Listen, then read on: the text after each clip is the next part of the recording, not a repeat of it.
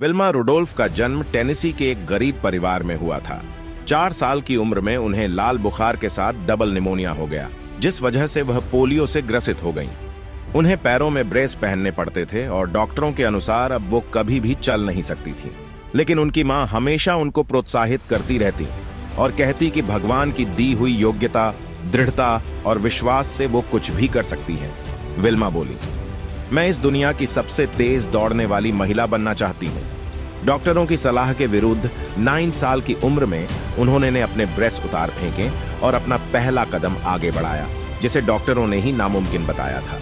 13 साल की उम्र में उन्होंने पहली बार रेस में हिस्सा लिया और बहुत बड़े अंतर से आखिरी स्थान पर आईं। और उसके बाद वे अपनी दूसरी, तीसरी और चौथी रेस में दौड़ी और आखिरी आती रही, पर उन्होंने हार नहीं मानी। वो दौड़ती रही और फिर एक दिन ऐसा आया कि वो रेस में फर्स्ट आ गई।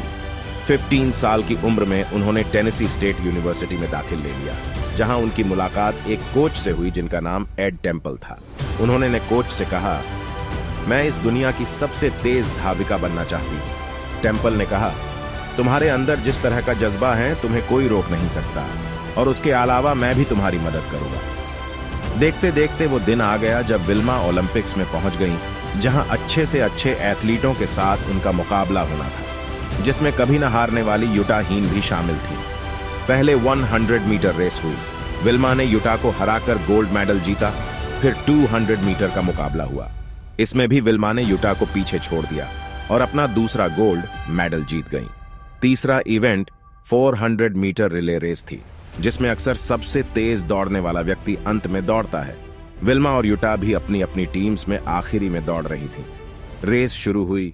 पहली 3 एथलीट्स ने आसानी से बेटन बदल ली, पर जब विल्मा की बारी आई तो थोड़ी गड़बड़ हो गई और बेटन गिरते गिरते बची। इस बीच युटा आगे निकल गई। विल्मा ने बिना देरी किए अपनी स्पीड बढ़ाई और मशीन की तरह दौड़ते हुए आगे निकल गई और युटा को हराते हुए अपना तीसरा गोल्ड मेडल जीत गई। यह इतिहास बन गया। कभी पोलियो से ग्रस्त रही महिला आज दुनिया की सबसे तेज धाविका बन चुकी थी। मॉरल ऑफ द स्टोरी, भगवान ने इंसान को ब्रह्मांड की सबसे शक्तिशाली चीज दी है, और वो है उसकी इच्छा शक्ति। इंसान नामुमकिन को मुमकिन कर सकता है, और ये निर्भर करता है उसकी इच्छा शक्ति पर।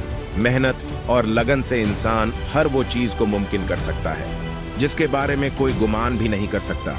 जितने मजबूत इंसान का इरादा होगा, वो आसमान की उतनी ऊंचाई तक पहुंचेगा।